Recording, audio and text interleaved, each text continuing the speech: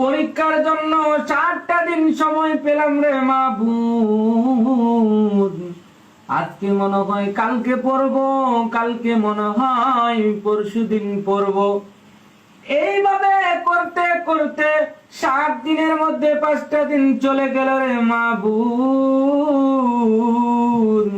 আজকে যখন জীবনের প্রতি গভীর মায়া দয়া করে পড়ার টেবিলে বসলাম রে মাবুদ,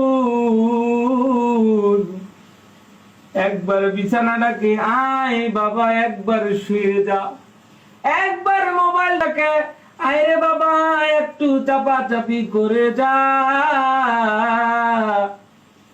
অতঃপর গভীর আগ্রহ নিয়ে যখন হিস্ট্রিক্যাল থট নিয়ে পড়ার টেবিলে বসলাম রে মাবুদ,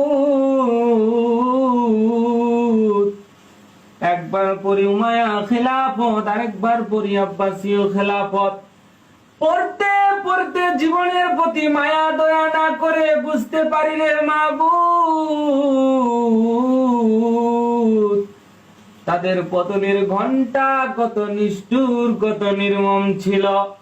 আয় রব্বুল আলামিন, আজকে আমি ফাঁকিবাজি করেছি, পড়ি নাই,